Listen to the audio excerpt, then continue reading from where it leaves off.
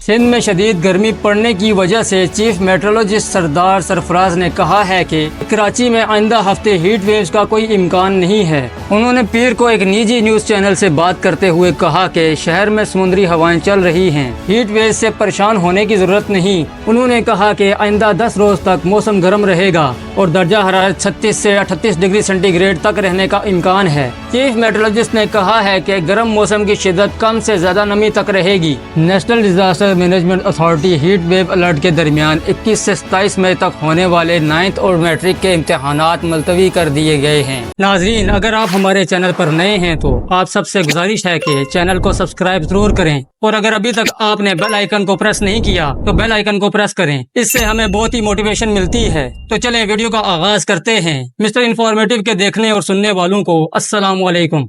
NDMA ने पेशन गोई की है कि पाकिस्तान के मुख्तलिफ शहरों में आइंदा 25 दिनों के दौरान 3 हीट वेव्स का सामना करना पड़ सकता है। एडवाइजरी के मुताबिक सिंध में उमरकोट, थरपारकर, नंडोला यार, मटियारी और सांगड़ में पहली हीट वेव का खतरा है, जबकि जनूबी पंजाब के शहर बावलपुर और रहीम यार खान भी मुतासिर होंगे। नेशनल डिजास्टर मैनेजमेंट अथॉरिटी ने कहा है कि हीट वेव का पहला स्पेल 15 से 30 मई के दरमियान 2 से 3 दिन तक जारी रह सकता है, क्योंकि इन शहरों में टेम्परेचर 40 डिग्री सेंटीग्रेड को छू सकता है और गर्मी इससे भी ज़्यादा महसूस की जा सकती है। NDMA के मुताबिक दूसरी हीट वेव मई के आखिर या जून के शुरू में 4 से 5 दिन तक रहने की तवक्को है, जिसमें टेम्परेचर 45 डिग्री सेंटीग्रेड तक बढ़ सकता है। जून के पहले 10 दिनों में तीसरी हीट वेव मुतवक्को है। ये हीट वेव थरपारकर, उमरकोट, सांगड़, बदीन और खैरपुर को मुतासिर करेगी। NDMA इस बात पर जोर देता है कि गर्मी की लहरें इंसानों और जानवरों की आबादी को मुतासिर करेंगी। मुल्क भर में मुतवक्को हीट वेव्स के आगाज से पहले फाल इक़दामात की ज़रूरत है। माजी के तजर्बात पर रोशनी डालते हुए पाकिस्तान ने 2022 में अपनी बदतरीन हीट वेव का सामना किया, जैसे कि एमनेस्टी इंटरनेशनल की 2022 की रिपोर्ट में रोशनी डाली गई है। रिपोर्ट में शदीद गर्मी के मुहल्लक असरात की निशानदेही की गई है, खास तौर पर ज्यादा कमजोर कम्युनिटीज और आबादियों जैसे कि बच्चे, बूढ़े, माजूर अफराद और दायमी बीमारियों में मुब्तला अफराद के लिए। जिली हकाम के साथ शराकत में community world service Asia Umerkot जिला में हीट वेव के 4 मराकज़ या कैंप कायम करने का इरादा रखती है।